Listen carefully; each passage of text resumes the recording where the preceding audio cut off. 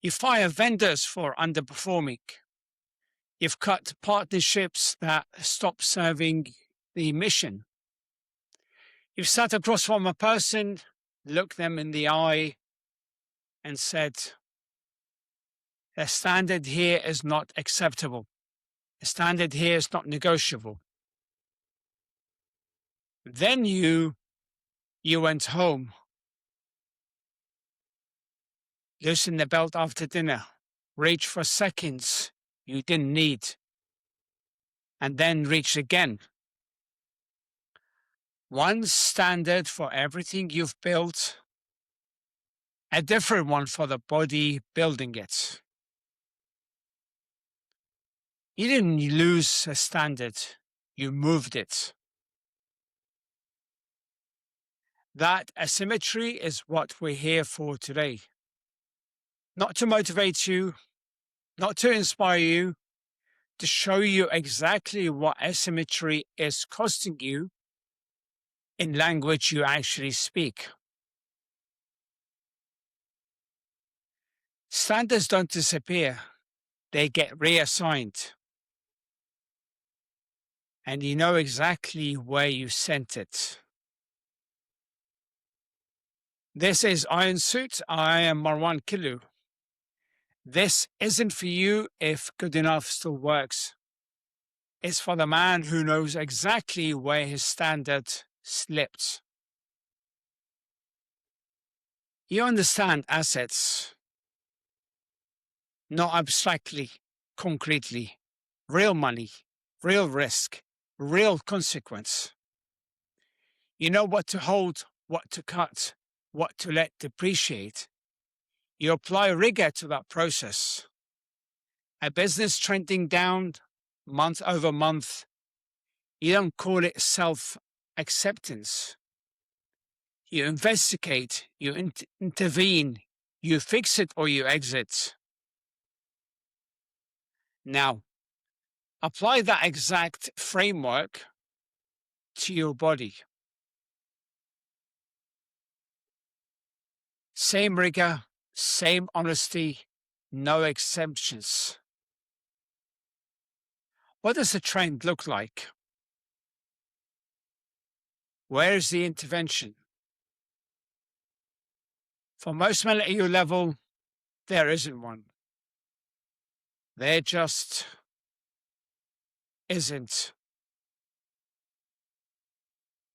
Not because they lack resources, not because they lack intelligence, not because they don't know what to do. Because somewhere, without quite saying it out loud, they decided the body gets different rules. The exemption was granted, and this has been compounding ever since. Compounding works both ways. You built your life with it, you're letting it erode you the same way. Here's what's interesting about how that exemption gets justified. It doesn't happen in one dramatic movement. There is no meeting where you say, right, I'm done holding myself to account physically. It happens in the smallest increments. A week that becomes a month that becomes a quarter that becomes a new normal. And eventually, the exemption stops feeling like an exception. It just feels like you. That's when it gets dangerous. When it stops feeling like a decision and starts feeling like you. What you tolerate compounds. Success didn't break your body, it reclassified it. I've earned this. I've worked hard enough to let one thing go. The people who matter respect what I've built. I'll tighten up next quarter once this project closes. I'm not that bad, honestly. It's not like I've let myself go. I just need a clean stretch. 2 weeks, locking in, back in control. I've said that before. Part of that is true. You've earned what you've built, and the people around you do respect what you've built. None of that is in question. Here's where it breaks.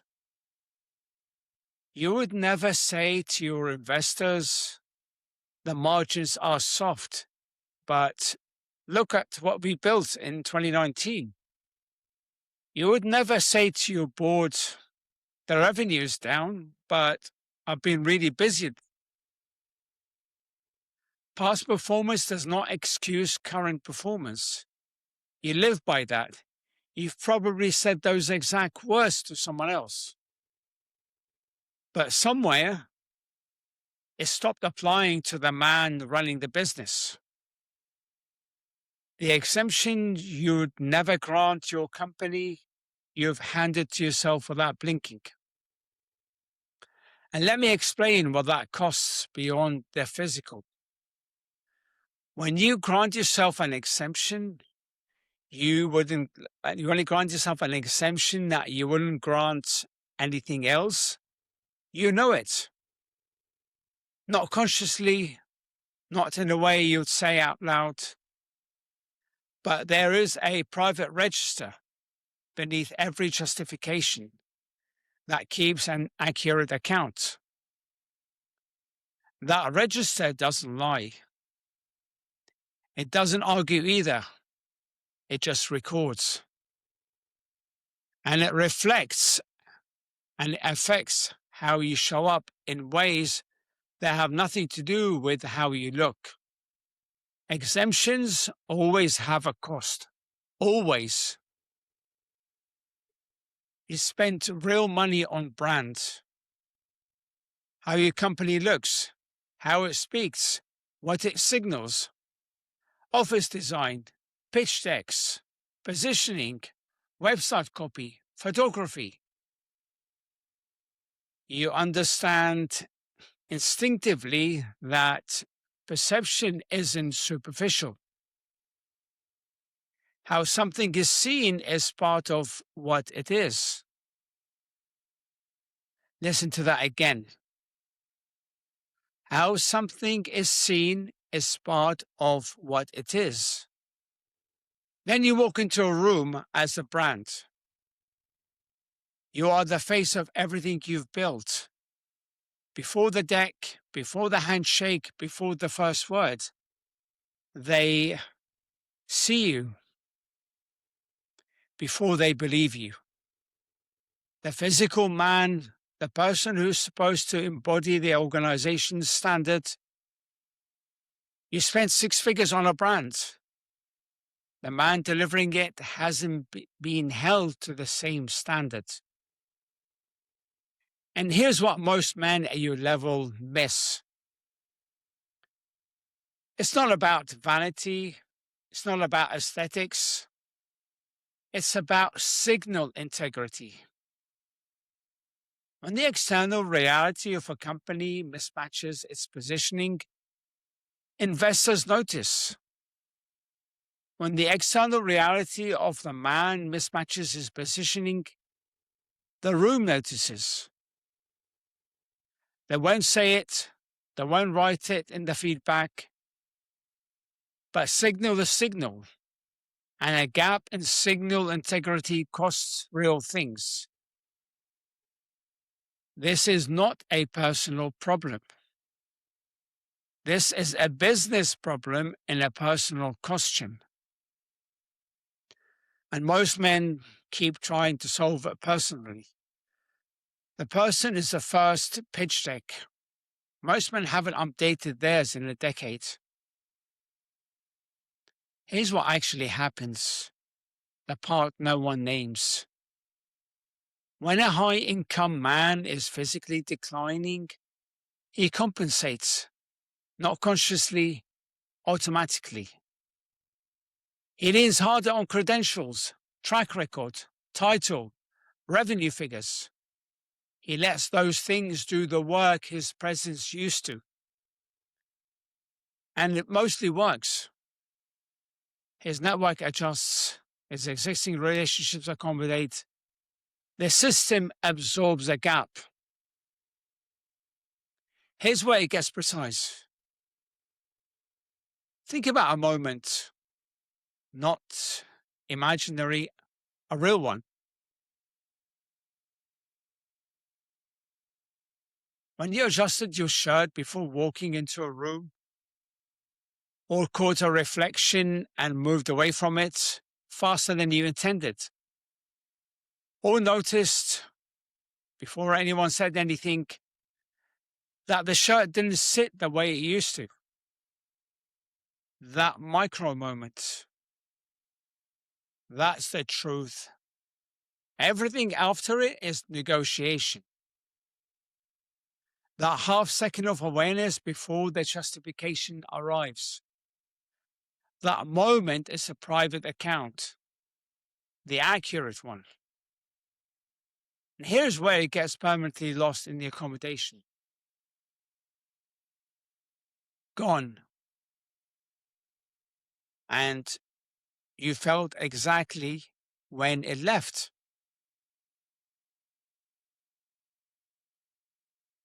Replaced by authority that has to be explained, cited, introduced, earned from scratch in every new room. He went from owning rooms to working for them. Every time. You just stopped calling it that. And this is where most men get this wrong. They think the cost is cosmetic, a slightly softer impression, a less commanding silhouette, manageable, acceptable, not that significant. But what actually arose isn't appearance. It's the operational energy spent compensating. At your level, where attention and cognitive bandwidth are genuinely scarce resources, importing authority into every new room is an operational cost you cannot afford to ignore. You're not just looking different. You're working harder for the same result. And some results you're no longer reaching at all. Compensating for a gap is not the same as closing it. Borrowed authority is the most expensive authority there is. The belief that's working against you. Let me explain something specific. The same discipline that built your business is part of why this slipped. Think about that. You learn to perform under pressure, to push through, to override physical discomfort in service of an objective. That skill is real. It builds real things. But that same skill applied to the body without structure becomes suppression. You stop listening to the body because you trained yourself not to, because listening felt like weakness, because stopping felt like stopping. So the body kept signaling and you kept overriding until you stopped hearing the signal at all. And then one day, you just felt like this and called it age. Here's the reversal. Your success removed consequences, not standards. When you were building, physically declining had immediate consequences. Less energy, visible stress, no margin. The feedback was fast and it hurt. Now, the feedback is slow. The system absorbs it. The PA schedules better. The team covers more. The network doesn't notice, or doesn't say. So the body drifted, not because your standards dropped, because your success removed the consequence that enforced them. The discipline didn't disappear. The penalty for ignoring it did. And without consequence, even strong men drift. That is a fundamentally different problem, and it requires a fundamentally different solution. Success is a consequence-free environment. That's not a reward, that's a risk. That's why it's dangerous. The shift right now is not a training plan. It is a categorization. Stop treating the body as a personal matter separate from professional performance. It isn't separate. It never was. Your body is infrastructure, not a side project, not a personal preference infrastructure. The infrastructure on which every decision, every deal, every leadership moment is built. When infrastructure underperforms, everything built on it is compromised. Not dramatically, invisibly, in ways you cannot trace directly to the source. A CEO running a depleted system makes depleted decisions. Not because he's weak, because the system is not maintained. The man who needs 3 coffees to feel operational by 10 a.m. The man whose best thinking happens in a 2-hour window then fades. The man who feels sharp sometimes and doesn't understand why it isn't consistent. That's not personality. That's physiology. And physiology doesn't care what you've achieved. You wouldn't run your company's server on infrastructure at 40% capacity and call it fine. You wouldn't let identical systems go, rather. You wouldn't let critical systems, not identical, go unmonitored for a quarter and assume performance is holding.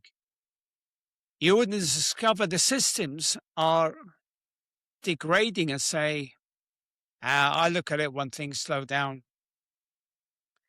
But that is exactly the framework most men at your level apply to the physical system running everything. That is an operational problem. And you solve operational problems. The only question is whether you apply the same rigor here that you apply everywhere else. Without the exemption, without the different rules, without the long day as a reason. You maintain what you value, everything else depreciates.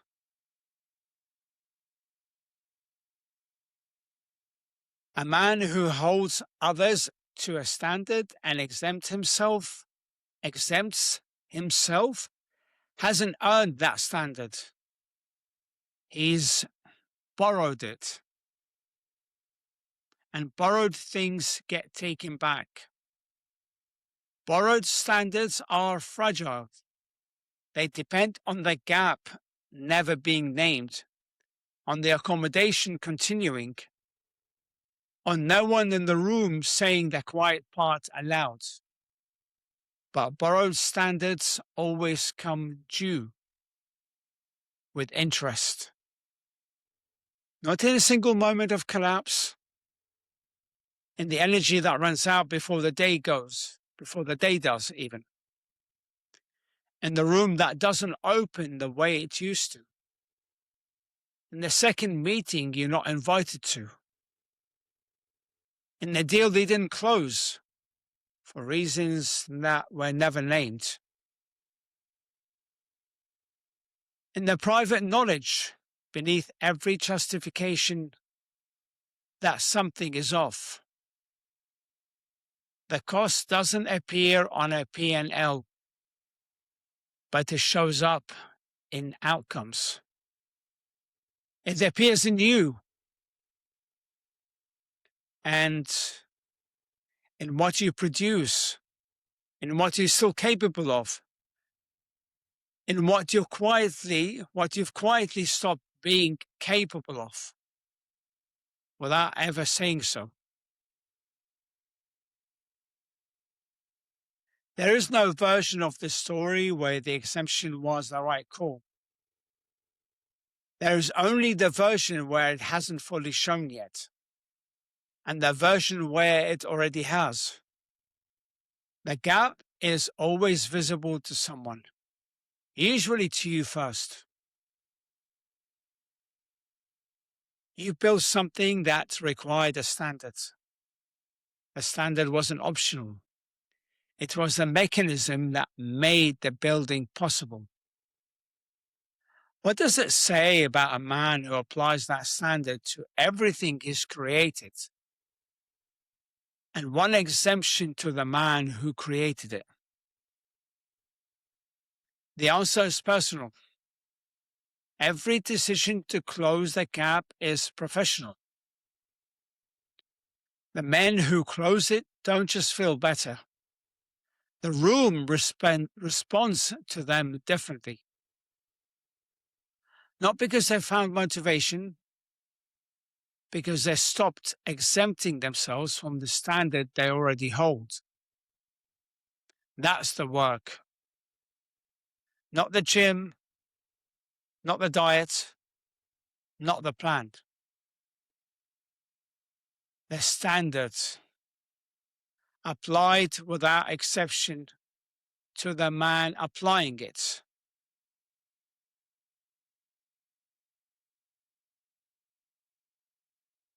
Or it isn't your standard.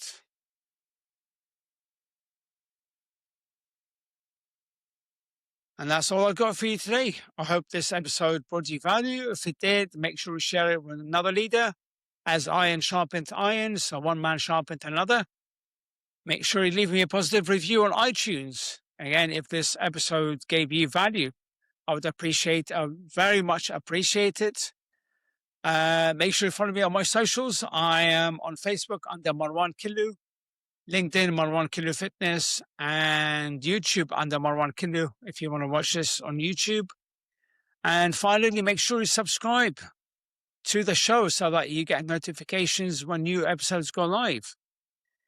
Until the next episode, have a great day, and I'll speak to you soon.